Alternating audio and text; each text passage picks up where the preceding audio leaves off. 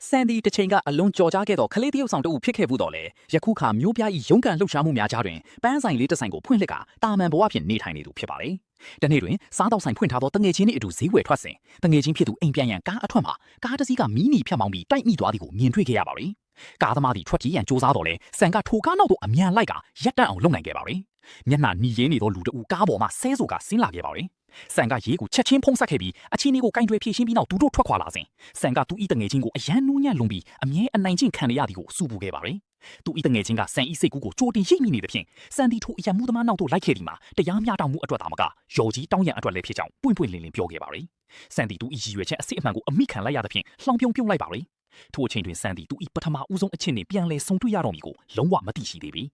ေဆန်ဤအချစ်ဦးမှာတရုတ်ဆောင်မိုဂျီရင်း၏မန်နေဂျာဖြစ်သူဂျေဖြစ်ပါတယ်။ရိုက်ကွင်းတစ်ခုတွင်အမျိုးသားတရုတ်ဆောင်တဦးကဝစ်စုံဌာနမှပြင်ဆင်ထားသောအနက်ရောင်ဝစ်စုံကိုအဖြူရောင်ဝစ်စုံနဲ့တစ်ဖက်သက်လဲလှယ်ဝစ်ဆင်ခဲ့ပြီးဂျေကထိုတရုတ်ဆောင်၏မန်နေဂျာကိုယင်ဆိုင်ကဤအခန်းသည်အလွန်အရေးကြီးကြောင်းကောင်းမွန်စွာရိုက်ကူးနိုင်ပါကအဓိကတရုတ်ဆောင်များကိုပုံမတောက်ပစေမည်ဖြစ်ကြောင်းပြောကြားခဲ့ပါတယ်။သို့တော်ထိုတရုတ်ဆောင်သည်သူ၏ပုံရိပ်ကိုသာဂရုစိုက်ပါကရုပ်ရှင်တစ်ခုလုံး၏အကျိုးသက်ရောက်မှုကိုထိခိုက်စေမည်ဖြစ်ပါတယ်။ဒါရိုက်တာနှင့်ဇညိုးရေးဆရာနှစ်ဦးစလုံးဒေါသထွက်နေကြတော့လေမန်နေဂျာဖြစ်သူကသူ၏တရုတ်ဆောင်ဆုံးဖြတ်ချက်ကိုပြောင်းလဲရန်အင်အားမရှိကြောင်းညီးတွားခဲ့ပါတယ်။ဂျေကအကြံတစ်ခုပေးခဲ့သည်မှာမန်နေဂျာအနေနဲ့တရုတ်ဆောင်၏အဖြူရောင်ဝစ်စုံပေါ်သို့ဟင်းချက်ရည်မတော်တဆမှောက်မိအောင်လုပ်ရန်ဖြစ်ပါတယ်။မန်နေဂျာသည်ထိုအကြံကိုလက်ခံကတရုတ်ဆောင်ထမင်းစားနေစဉ်တမင်တိုက်မိလိုက်သဖြင့်အဖြူရောင်ဝစ်စုံပေါ်သို့ဟင်းရည်များဆင်းသွားခဲ့ပါတယ်။မကြာမီမှာထိုတရုတ်ဆောင်ကအနက်ရောင်ဝစ်စုံသို့ပြန်လဲနေပြီဖြစ်ကြောင်းဂျီသိခဲ့ရပါတယ်။ထိုပြဿနာကိုဖြေရှင်းပြီးနောက်ဂျီသည်တိကျွမ်းသောစီနီယာတအုပ်ထံသို့တွားရောက်ခဲ့ပြီးသူမကမိုတေရင်းကိုထိုစီနီယာ၏အစီအစဉ်တွင်ဧည့်သည်အဖြစ်ပါဝင်ခွင့်ရရန်တောင်းဆိုခဲ့ပြီးစီနီယာဖြစ်သူကမိုတေရင်းပါဝင်နိုင်မိတခုတည်းသောနီလန်းမှာကလေးတရုတ်ဆောင်ဟောင်းဆန်နှင့်တွဲဖက်ပြီးရန်သာဖြစ်ကြောင်းရှင်းလင်းစွာပြောခဲ့ပါတယ်။အကယ်၍ဂျီသာဆန်ကိုခေါ်လာနိုင်ပါကထိုစီနီယာကသူမကိုပရိုဂျူဆာယူနေချက်ချင်းမိတ်ဆက်ပြီးမိဖြစ်ပါတယ်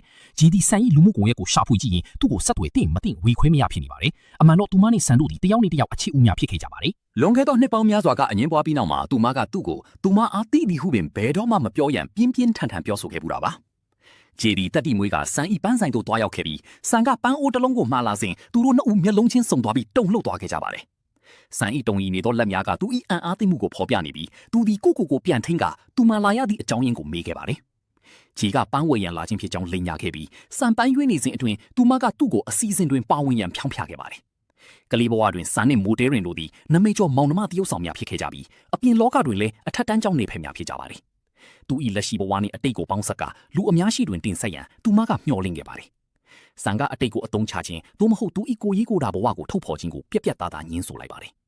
ဂျီတယောက်အလို့မအောင်မြင်ပဲပြန်လာခဲ့ရတော့လေသူမအထက်တန်းကျောင်းတုန်းကပစ္စည်းဟောင်းတွေကိုပြန်ရှာကြည့်တဲ့အခါဆန်ဟာသူမအကြိုက်ဆုံးစာရေးဆရာချန်ဝူရုံးဖြစ်နေမှသိလိုက်ရချိန်မှာဆန်ဒီချန်ဝူရောင်ဖြစ်နေကြောင်းသူမရုတ်တရက်သဘောပေါက်သွားခဲ့ပါတယ်။လွန်ခဲ့သောနှစ်များစွာကသူမသည်သူ့ကိုဆူတောင်းလက်ပတ်တစ်ခုလက်ဆောင်ပေးခဲ့ပူပါတယ်။မနေ့ကသူမသူ့ကိုမြင်ခဲ့စဉ်တွင်သူသည်ထိုလက်ပတ်ကိုဝစ်ထားဆဲဖြစ်သည်ကိုတွေ့ခဲ့ရသဖြင့်သူမ၏ရင်ထဲတွင်ခံစားချက်များဖြစ်ပေါ်လာခဲ့ပြီးနောက်တစ်နေ့တွင်ဆန်ဒီရုတ်တံဌာနသို့ပန်းလာပို့ရင်သူမနဲ့ထပ်မံဆုံတွေ့ခဲ့ပါတယ်။ဆန်ကပန်းပို့ပြီးကြောင်းအတီးပြုတ်ရန်ပန်းကင်ထားသောသူမ၏ပုံကိုရိုက်ခဲ့ပါတယ်။သို့တော်ပုံရိုက်နေစဉ်သူတို့၏တငယ်ချင်းဟောင်းဂျိုးကဂျားထဲမှဝင်လာခဲ့ပြီးဆန်ကဂျိုးကိုဂျင်းနဲ့အဆက်အသွယ်ရှိမရှိမေးခဲ့ပါတယ်။ဂျိုးကဂျီ၏မိသားစုစီးပွားရေးပြက်ခဲ့သဖြင့်သူမနိုင်ငံသားတို့ပညာတော်သင်မသွားနိုင်ခဲ့ကြောင်းပြောပြခဲ့ပြီးထိုစကားကိုကြားပြီးနောက်ဆန်ဒီဂျီနောက်သို့ချက်ချင်းလိုက်သွားခဲ့ပါတယ်။သူသည်ရှားဆောင်ပင်ကိုမိတို့ဂယူးဆက်ရမည်ကိုတင်ပြီးသည့်အကြောင်းပြချက်ဖြင့်သူမ၏ဖုန်းနံပါတ်ကိုတောင်းခဲ့ပြီးသူမ၏လက်ဖွားပေါ်တွင်ရီလောင်းရမည်ပမာဏကိုပင်ဆွဲပေးခဲ့ပါတယ်။ဂျီကသူ၏လက်ချောင်းတွေဒဏ်ရာရနေသည်ကိုတွေ့သောအခါသူမကသူ၏လက်ကိုဆွဲကလီနှင့်မှုတ်ပေးခဲ့ပါတယ်။ဆန်ဒီအထက်တန်းကျောင်းတုန်းကလည်းသူမဤကဲ့သို့ပင်လှုပ်ပေးခဲ့သည်ကိုတတိယသွားခဲ့ပါတယ်။နောက်တစ်နေ့တွင်ဂျေဒီပရိုဂျူဆာယူနစ်ဆောင်ခဲ့ပြီးချန်ဝူရောင်အကြောင်းပြောလိုက်သောအခါပရိုဂျူဆာ၏သဘောထားမှာလုံးဝပြောင်းလဲသွားခဲ့ပြီးပရိုဂျူဆာယူ၏သမီးဖြစ်သူမှာချန်ဝူရောင်၏ပရိသတ်ဖြစ်နေသောကြောင့်ဖြစ်ပါတယ်။ဂျေကစန်တန်တဖန်သွားရောက်ကပရိသတ်ကျောင်းသူလေးနှင့်တွေ့ဆုံပေးရန်တောင်းဆိုရာသူကချက်ချင်းသဘောတူခဲ့ပါတယ်။ပရိသတ်နှင့်တွေ့ဆုံသည့်နေ့တွင်ဆန်ကဂျီကိုပန်းစည်းတစ်ခုပေးခဲ့ပြီးသို့တော်ပရိုဂျူဆာယူလည်းလာမီကိုသိသွားသောအခါဆန်ကဒေါသထွက်သွားခဲ့ပါတယ်။သူမကသူ့ကိုပရိုဂျူဆာနဲ့ရင်းနှီးအောင်လုပ်ရန်အသုံးချနေသည်ဟုသူကဆွဆွဲခဲ့ပြီးထိုဖြစ်ရကြောင့်သူတို့နှစ်ဦးကြားတွင်စကားများခဲ့ကြတော့လေဆန်ကကျောင်းသူလေးကိုမူကောင်းမွန်စွာနှုတ်ဆက်ခဲ့သည်ပြီးနောက်ပရိုဂျူဆာယူကဂျီကိုမိုတေးရင်နဲ့တွေ့ဆုံရန်ဖိတ်ခေါ်ခဲ့ပါတယ်ဒါပေမဲ့ဆန်ကတော့စိတ်မချနိုင်သေးပါဘူးသူကအဲ့ဒီကျောင်းသူလေးသာပရိုဂျူဆာရဲ့သမီးမဟုတ်ပဲတာမန်ကျောင်းသူဆိုရင်မင်းအခုလိုစီစဉ်ပေးဦးမလားလို့မေးခွန်းထုတ်လိုက်တဲ့အခါဂျီရဲ့ရင်ထဲမှာအတိတ်ကနားချင်းစရာအမှတ်တရတွေပြန်ပေါ်လာပြီးသူတို့ရဲ့ဆက်ဆံရေးကိုအဆုံးသတ်ဖို့ကြိုးစားလိုက်တဲ့အချိန်မှာဆန်ဤကလေးဘဝသည်အလွန်ခက်ခဲခဲ့ပါတယ်သူဤဖခင်မှာတာဝန်မဲ့သူဖြစ်ပြီးတနေ့တွင်မွေးကြီးမတော်သောမိန်းကလေးငယ်တဦးကိုခေါ်လာကပြစ်ထားခဲ့ပါတယ်။စန်းဒီထိုညီမလေးကိုရှာဖွေကြွေးမွေးရင်းဘဝကိုရုန်းကန်ခဲ့ရတာပါ။ထို့နောက်ဖခင်ဖြစ်သူနောက်အိမ်အောင်ပြုမိသူဤသားဖြစ်သူဂျိုးနေလည်းစုံခဲ့ရပါတယ်။အထက်တန်းကျောင်းတွင်သူတို့သုံးဦးအတူတူတက်ခဲ့ကြစဉ်ဆန်ကကျောင်းတွင်အမြဲအိတ်နေတတ်တော်လေအပြင်တွင်အလုပ်ပေါင်းစုံလောက်ကရုန်းကန်နေရသည်ကိုဂျီကသိခဲ့ရပါတယ်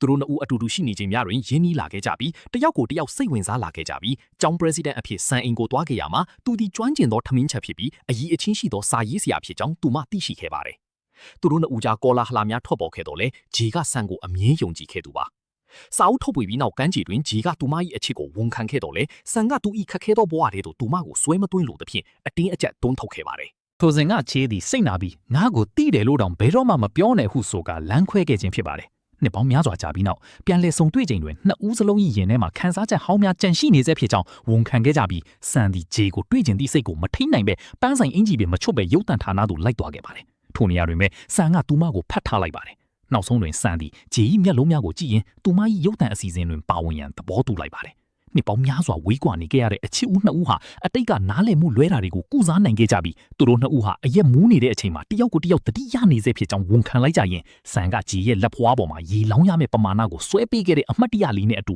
တယောက်လက်ကိုတယောက်တွဲပြီးရှေ့ဆက်ဖို့ဆုံးဖြတ်လိုက်ကြတော့ပါတော့တယ်။ခုကြည့်နေတဲ့သူတွေအားလုံးလည်းချစ်ရသူတွေနဲ့အတူရှေ့ဆက်နိုင်ကြပါစေ။